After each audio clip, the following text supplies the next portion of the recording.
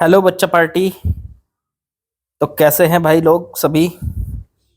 चलिए आज नया चैप्टर शुरू करते हैं एक। और चैप्टर का नाम है thermodynamics. Chapter 11, 11th physics. JEE main वाले 2023 के क्वेश्चन कर रहे हैं। चलो पहले क्वेश्चन से शुरुआत करते हैं। सॉल्यूशन। पहले सवाल पढ़ते जाएंगे और करते जाएंगे। 1 kg ऑफ वाटर। वाटर का मास दिया है 1 kg at 100 degree centigrade converted into steam at 100 degree centigrade. देखो 1 kg का वाटर है, ये रहा वाटर। उसका टेम्परेचर है 100 डिग्री सेंटीग्रेड। उसको बदलोगे स्टीम में, भाप में, लेकिन टेम्परेचर नहीं बदला, सिर्फ उसकी स्टेट बदली है। पहले वो लिक्विड फॉर्म में था, वाटर था, अब स्टीम बन चुका है, मतलब गैस बन चुका है। ठीक। और बॉइलिंग की होगी, सीधी सी बात है, वाटर को बॉईल करके स्टीम में तभी बदला जाता है। अब यहाँ पे प्रेशर जो दे रखा है वो एटमॉस्फेरिक प्रेशर दे रखा है। तो यहाँ का जो प्रेशर है वो कितना होगा, पी नॉट कह लो उसको। एटमॉस्फेरिक प्रेशर की value P not. Atmospheric pressure की वैल्यू भी दे रखी है, वो दे रखी है 1 × 10⁵ पास्कल। अब यहां से कहा कि volume of water changes from this as liquid to this. मतलब पहले जब वो वाटर था तो उसका वॉल्यूम था V1, 1 × 10⁻³ मीटर क्यूब, और उससे बदल के V2 में बदल गया 1.671 मीटर क्यूब। स्टीम में बदल गया ये देखो स्टीम में बदल गया। ठीक। वॉल्यूम चेंज हो गया उसका। Change in internal energy system during the process will be. इसकी इंटरनल एनर्जी में कितना चेंज हुआ कैलकुलेट करना है। चेंज इन इंटरनल एनर्जी, इसको कहते हैं डेल्टा यू, ये हमें कैलकुलेट करना है। ठीक है। अब लेटेंट हीट ऑफ वेपोराइजेशन दे रखी है। चलो सबसे पहले इसको कैलकुलेट करने के लिए हमें यहाँ फॉर्मूला कौन सा यूज करना है, तो उसके लिए हमें यूज करना है फर्स्ट लॉ ऑफ थर्मोडायनेमिक्स। यहां पे हमें यूज करना है फर्स्ट लॉ ऑफ थर्मोडायनेमिक्स। तो देखो बच्चों, फर्स्ट लॉ ऑफ थर्मोडायनेमिक्स क्या है, तो उसमें कहा जाता है किसी भी सिस्टम को दी गई हीट उसके वर्क प्लस उसकी इंटरनल एनर्जी के बराबर होती है। किसी भी सिस्टम को दी गई हीट उसके वर्क और उसकी इंटरनल एनर्जी के इक्वल होती है। मतलब डेल्टा क्यू बराबर होता है delta W plus delta you. Delta Q तो है, डेल्टा क्यू यहाँ पे है हीट, डेल्टा डब्ल्यू सिस्टम पर किया हुआ वर्क या सिस्टम ने जितना वर्क किया, सीधी सी बात वर्क। ये है यहाँ पर heat delta Q, delta W है वर्क डन, और डेल्टा यू है इंटरनल एनर्जी। ये आपका होता है फर्स्ट लॉ ऑफ थर्मोडायनेमिक्स। अब मुझे अगर डेल्टा यू निकालना है तो डेल्टा डब्ल्यू को इधर ले आओ, तो delta Q minus delta W ये कर लो। ठीक है। चलो ये कैलकुलेट करना है। अब इसको कैलकुलेट करने के लिए सबसे पहले तो डेल्टा क्यू निकालो। डेल्टा क्यू का फॉर्मूला होता है दी गई हीट। तो एक बात सोचो, क्या आपने इस सिस्टम को हीट दी, देखो पढ़ो जरा। आपने वाटर को 100 डिग्री सेंटीग्रेड का वाटर था, उसको स्टीम में बदल दिया। अब बिना हीट दिए तो ये काम हो नहीं सकता, तो हीट तो आपने दी जरूर। तो हीट का फॉर्मूला होता है ms डेल्टा टी या फिर m×l, ये दो फॉर्मूले होते हैं। तो यहां से कौन सा फॉर्मूला लगेगा डेल्टा क्यू के लिए, वो डिपेंड करेगा कि आपने जो हीट दी है उसमें कौन सा फॉर्मूला लग रहा है। भाई देखो आपने टेम्परेचर चेंज तो किया नहीं, 100 डिग्री वाटर का टेम्परेचर है, 100 डिग्री स्टीम का टेम्परेचर है। तो जब टेम्परेचर चेंज होता है तो फॉर्मूला लगता है ये वाला एम एस डेल्टा टी। लेकिन इसकी हुई है स्टेट चेंज, वाटर से ये स्टीम में बदल गया, तो फॉर्मूला लगेगा फिर ये वाला एम इंटू एल। तो डेल्टा क्यू निकाल लो पहले, एम इंटू एल। अच्छा, ये जो हीट है अगर आपने सिस्टम को दी तो प्लस में लेनी है, और अगर सिस्टम ने आपको दी तो माइनस में लेनी है। ये होता है इसका साइन कन्वेंशन। अब यहाँ पे तो खुद सोचो, आपने वाटर को स्टीम में बदला तो आपने सिस्टम को दी, तो इसलिए ये हीट कैसी होगी, प्लस में होगी। तो फॉर्मूला लगाना है प्लस का एम इंटू एल।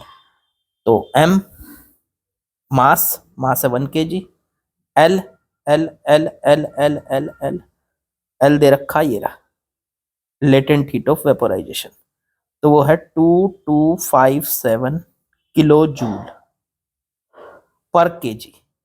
अब ये 1 kg था, ये 1 kg था, केजी से केजी कट गया, तो यहां पे आ गया ये 2257 किलो जूल। लो जी, ये डेल्टा क्यू तो आ गया। आपने सिस्टम को कितनी हीट दी, प्लस में आया ना डेल्टा यू, डेल्टा क्यू, तो इसका मतलब आपने सिस्टम को हीट दी, कितनी दी ये आ गया। अब दूसरा डेल्टा डब्ल्यू चाहिए। आपने सिस्टम पे वर्क किया या सिस्टम ने आप पर वर्क किया, वो कैसे पता चलेगा? देखो वर्क का फॉर्मूला होता है पी डेल्टा वी, ठीक है। अगर वॉल्यूम बढ़ रहा होगा तो डेल्टा डब्ल्यू अपने आप प्लस आ जाएगा, और अगर वॉल्यूम घट रहा होगा सिस्टम का तो डेल्टा डब्ल्यू अपने आप माइनस आ जाएगा। तो पी डेल्टा वी, तो पी प्रेशर, तो प्रेशर तो यहाँ पे कितना है, पी की वैल्यू रखो, पी डेल्टा वी को लिख लो V2 माइनस V1। पी कितना है 1 इंटू 10⁵, और V2 माइनस V1 कितना है, तो 1.671 मीटर क्यूब, और माइनस में 1 into 10⁻³ metre cube, metre cube में ही है ये, ठीक है। इसे सॉल्व कर लो, 1 इंटू 10⁵ को 10⁵ लिख लो, 1.671 माइनस इसे लिख लो 0.001, 10⁻³ है तो 10⁵, ये बचा यहाँ से 1.67 माइनस का ये होने के बाद 0 बच गया। अब 10⁵ से कर दो इसकी मल्टीप्लाई, तो ये बन जाएगा 10⁵2 से करो, 167 इंटू 10⁵3 लिख सकते हो आप इसको 10⁵2 से। ये आ गया डेल्टा डब्ल्यू, ये जूल में होगा। इसको क्या 167 किलो जूल लिखा जा सकता है? हाँ बिल्कुल लिख सकते हो। तो लो जी, डेल्टा डब्ल्यू आ गया। क्यों निकाला है ये हमने? अच्छा, डब्ल्यू देखो प्लस में आया है, इसका मतलब वॉल्यूम जब बढ़ता है तो वर्क पॉजिटिव होता है, और जब सिस्टम का वॉल्यूम घटता है तो वर्क अपने आप निगेटिव आ जाएगा। इस फॉर्मूले में आपको सोचने की जरूरत नहीं, ये फॉर्मूला ही ऐसा है कि वो खुद ब खुद निगेटिव आ जाएगा। चलो, डेल्टा क्यू भी आ गया, डेल्टा डब्ल्यू भी। क्यों निकाला हमने ये? क्योंकि हमें इन दोनों को उठा के यहां रखना है, इसको उठा के यहां रखना है और इसको उठा के यहां रखना है। डेल्टा यू बराबर delta Q 2257 kilo joule minus में 167 किलो जूल। अब इसमें से इसको माइनस करो, ये दोनों किलो जूल में, ये भी किलो जूल में है। 7 में से 7 0, 5 ये हो गया, 15 में से 6 9, और आगे बचा 21, 21 में से 1 गया 2, तो 2090 किलो जूल ये हो गई इसकी इंटरनल एनर्जी। इसका मतलब कितनी एनर्जी इंटरनल, मतलब कितनी जो आपकी हीट है वो इंटरनल एनर्जी में कन्वर्ट हो गई, ऐसा समझ लो।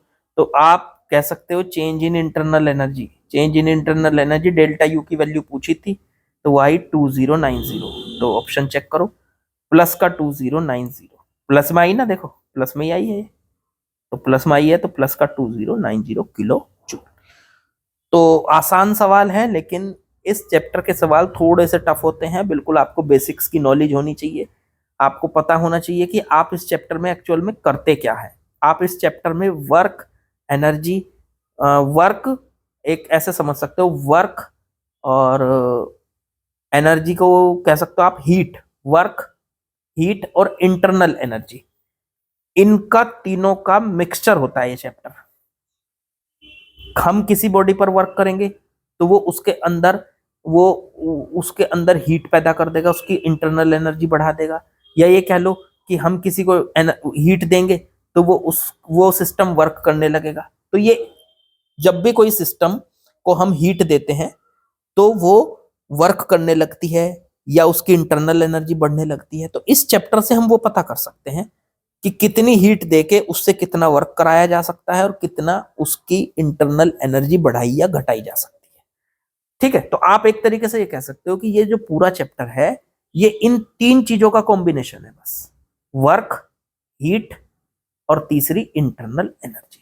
ठीक, और उसका सबसे मेन आपका फॉर्मूला है ये first law of thermodynamics, delta Q बराबर delta W plus delta U, ये आपका मेन फॉर्मूला है। चलो खैर अब आगे बढ़ो। चलो भाई अगले सवाल में आते हैं। ये भी सवाल आपका कंसेप्ट क्लियर करेगा। देखो कंसेप्ट क्या है, सवाल क्या है, स्टेटमेंट वाला सवाल है। पहला स्टेटमेंट पढ़ते हैं और फिर उसको एनालाइज करते हैं। If heat is added to system its temperature must increase.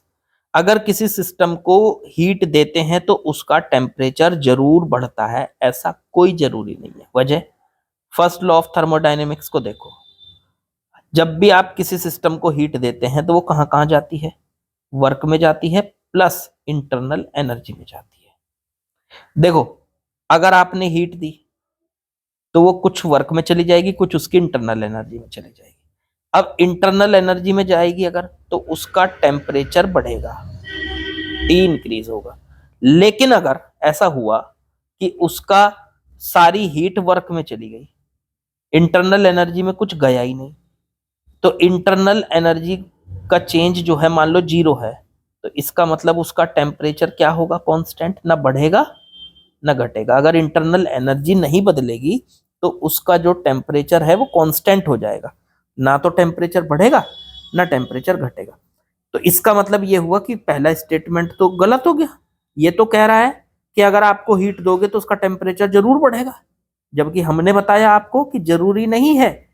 आपकी सारी हीट अगर वर्क में चली गई तो फिर उसका टेम्परेचर नहीं बढ़ता, क्योंकि उसकी इंटरनल एनर्जी नहीं बदलती। ठीक है, तो इसलिए फर्स्ट स्टेटमेंट तो हमारा गलत हो गया। अब जरा सेकंड स्टेटमेंट की बात करते हैं। If positive work is done on system, positive work किसी सिस्टम पर किया जाए in the thermodynamic process its volume must increase, तो इसका वॉल्यूम हमेशा बढ़ता है। हाँ, इस बात को देखो प्रूफ करते हैं। वर्क का फॉर्मूला होता है डेल्टा डब्ल्यू बराबर पी डेल्टा वी।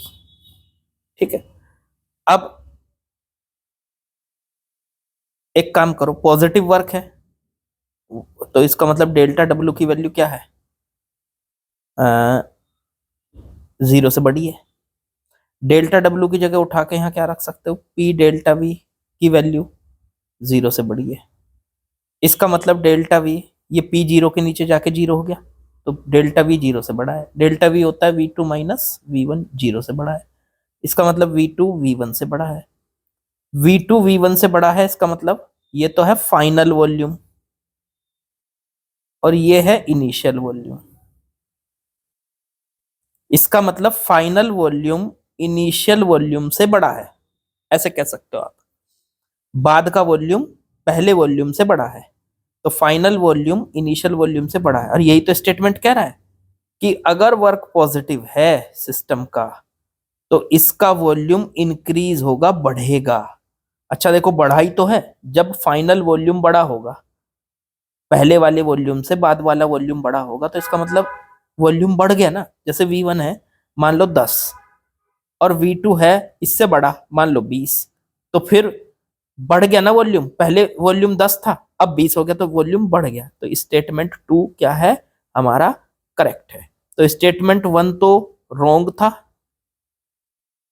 और स्टेटमेंट 2 आया ट्रू या करेक्ट। तो स्टेटमेंट 1 इज फॉल्स और स्टेटमेंट 2 इज ट्रू। तो ये हो गया ऑप्शन नंबर डी। आसान सा सवाल था, स्टेटमेंट वाला सवाल था, ध्यान से करिएगा। चलो आगे बढ़ो। चलिए बच्चों अगले सवाल में आते हैं। इसमें क्या बोला है? A source supplies heat to system at rate 1000 watt. एक सोर्स है, उसके अंदर हीट सप्लाई हो रही है, तो मतलब उसको लिख सकते हो आप dQ/dt। टाइम के साथ उसकी हीट सप्लाई हो रही है, dQ/dt की वैल्यू 1000 वाट है। ठीक। If system performs work at rate 200 what, अगर सिस्टम वर्क करता है, वो हो गया dW/dt। वर्क करने का जो रेट है सिस्टम का वो दे रखा है 200 watt. Okay. Rate at which internal energy of system increase. तो अब इंटरनल एनर्जी मतलब dU/dt का रेट निकालना है, तो dU/dt निकालना है, ऐसे समझ लो। U का इंटरनल एनर्जी का रेट निकालना है, मतलब dU/dt निकालना है। अच्छा, यहां से फर्स्ट लॉ ऑफ थर्मोडायनेमिक्स क्या था? डेल्टा Q बराबर delta W plus delta U, ये थी फर्स्ट लॉ ऑफ थर्मोडायनेमिक्स। इसको आप डेल्टा Q को dQ लिख सकते हो, डेल्टा W को dW लिख सकते हो, डेल्टा U को du लिख सकते हो। पूरी इक्वेशन को dt से कर दो डिवाइड, dt dt दोनों तरफ डिवाइड dt, कोई दिक्कत नहीं। अब dQ/dt की वैल्यू देखो क्या दे रखी, 1000। dW/dt की जगह 200 और dU/dt पूछा है, तो ये निकाल देंगे dU/dt। तो dU/dt की वैल्यू आ गई 1000 माइनस 200, मतलब 800 वाट। इसका मतलब उसकी इंटरनल एनर्जी का चेंज होने का रेट, अब ये प्लस आया तो मतलब उसकी इंटरनल एनर्जी इंक्रीज हो रही है, इंक्रीज होने का रेट पूछा था, तो 800 वाट आ गया। Option number D is correct. बिल्कुल आसान सा सवाल। चलो आगे बढ़ो। चलिए बच्चों अगले सवाल में आते हैं। देखो क्या दिया है। The pressure of a gas changes linearly with volume A to B. A से बी की तरफ वॉल्यूम देखो इसका जा रहा है, या ये कह लो कि किसी गैस का जो प्रेशर है या किसी गैस की जो स्टेट है वो ए से बी तक जा रही है। इधर को देखो, ऐसे ग्राफ से होते हुए जा रही है, जैसा फिगर में दिया हुआ। If no heat is supplied और सप्लाइड टू और एक्सट्रैक्टेड फ्रॉम द गैस, ना तो इसको कोई हीट दी गई और ना ही इससे कोई हीट ली गई, मतलब डेल्टा क्यू की वैल्यू देती 0। ना तो कोई हीट दी ना कोई हीट ली, तो इसकी इंटरनल एनर्जी का चेंज कितना होगा, मतलब डेल्टा यू आपसे पूछ लिया। भाई बिल्कुल आसान है। डेल्टा क्यू बराबर होता है डेल्टा डब्लू और प्लस डेल्टा यू। अब यहां से डेल्टा क्यू तो 0 है, इसको उठा के 0 रख दो, तो डेल्टा डब्लू बराबर plus delta you. Delta U की वैल्यू आ गई माइनस का डेल्टा डब्लू, माइनस का डेल्टा, ये आ गई। लो जी, ये फॉर्मूला लगेगा यहाँ पे, डेल्टा क्यू 0 है तो ये। अब आपको चेंज इन इंटरनल एनर्जी निकालना है डेल्टा यू, और वो किसके बराबर, माइनस डेल्टा डब्लू के बराबर है। अब डेल्टा डब्लू कैसे निकालें सर? उसके लिए फॉर्मूला होता है पी डेल्टा वी। देखो डेल्टा डब्लू का फॉर्मूला जो अब तक हमने लगाया वो होता है पी डेल्टा वी, लेकिन ये फॉर्मूला तब लगता है जब प्रेशर कांस्टेंट होता है। अगर प्रेशर कांस्टेंट ना हो, ग्राफ दिया हो, तो ग्राफ से वर्क निकालने का तरीका होता है उस ग्राफ के नीचे का एरिया निकाल लो। ये ग्राफ के नीचे का एरिया है, ये ग्राफ के नीचे का एरिया है, तो ये वर्क, यही वर्क होगा यहाँ पे। तो डेल्टा डब्लू निकालो चलो, तो वो हो जाएगा area under PV diagram, area under PV diagram. चलो निकालो। अब एरिया, अब ये क्या बन रहा है यहाँ से, ये बन रहा है ट्रेपेजियम, तो डेल्टा डब्लू ट्रेपेजियम का एरिया जो होता है half sum of parallel side, यहां से यहां तक की ये साइड देखो, ये वाली कलर चेंज करके दिखाता हूँ, ये वाली साइड। तो यहां से यहां तक की ये जो साइड है इसकी लेंथ कितनी है 50 प्लस ये वाली साइड इसकी लेंथ कितनी है 10, और ये किस में है किलो पास्कल में है, पास्कल में चेंज करो तो इंटू 10⁻³ कर दो, तो हाफ इंटू ये हो जाएगा सम ऑफ पैरेलल साइड, और इंटू में दोनों साइड के बीच का गैप, ये हो गया गैप यहाँ से यहाँ तक। तो ये गैप हो गया 50 से लेके 200 तक का गैप हो गया, यहाँ से यहाँ तक का ये 200 माइनस 50 मतलब 150 सीसी, सीसी मतलब सेंटीमीटर क्यूब। इसको मीटर क्यूब में बदल लो, मीटर क्यूब में बदलने के लिए 10⁻⁻6 से मल्टीप्लाई कर लो, ये बन गया मीटर क्यूब। चलो ये हो गया 60/2 तो 30, इंटू में 150, इंटू में 10⁻³ बचा, इसको ये हो गया 4500 इंटू 10⁻³ इसको कह सकता है 4.5 जूल। प्लस के माइनस वो अपने आप आ जाएगा, प्लस होगा तो प्लस आ जाएगा, माइनस होगा तो माइनस आ जाएगा। जी नहीं, एरिया में आपको कैसे चेक करना है कि प्लस आएगा कि माइनस, इसमें अपने आप नहीं आएगा। ऊपर वाले फॉर्मूले में तो देखो अपने आप आ जाता है इसमें P डेल्टा V में, लेकिन इसमें आपको खुद से देखना पड़ता है कि अगर वॉल्यूम घटा ठीक तो फिर तो माइनस, और अगर वॉल्यूम बढ़ा तो फिर प्लस। अब सोचो पहले वॉल्यूम जब ए पे थे, हम ए पे थे यहाँ, तो उस टाइम पे वॉल्यूम कितना था 200, और जब बी पे पहुंचे तो उस टाइम पे वॉल्यूम कितना हो गया 50, ठीक है। तो वॉल्यूम घटा के बढ़ा तो वॉल्यूम डिक्रीजिंग, और जब वॉल्यूम डिक्रीज होता है तो इसका मतलब वर्क निगेटिव होता है। तो इसका आंसर आएगा delta W is equal to -4.5 joule, और माइनस यहाँ पे क्या दिखा रहा है कि वॉल्यूम घटा, डिक्रीज हुआ। तो जब वॉल्यूम डिक्रीज होगा, घटेगा, तो वर्क जो है वो नेगेटिव आएगा, इसलिए इसका आंसर जो बनेगा आपका बच्चों वो बनेगा -4.5। एक मिनट, आंसर नहीं आया अभी, अभी तो ये W आया। अब इस W को उठाकर रखना तो हमें यहाँ है, हमें तो डेल्टा U निकालना ना, तो यहाँ A यहाँ रख दो, यहाँ डेल्टा W आ जाए, तो डेल्टा U निकालोगे तो वो आ जाएगा minus delta W। Delta W की वैल्यू कितनी आई थी, वो आई थी माइनस का 4.5 जूल, तो माइनस माइनस प्लस 4.5 जूल हो गया, ये है डेल्टा U। लो जी ये है डेल्टा U प्लस 4.5 जूल, तो option number D is correct बच्चों। ठीक है, समझ आ गया, आसान सा सवाल था। चलो आगे बढ़ो। चलो बच्चों अगले सवाल में आते हैं, देखते हैं जरा इन्होंने क्या कहा है।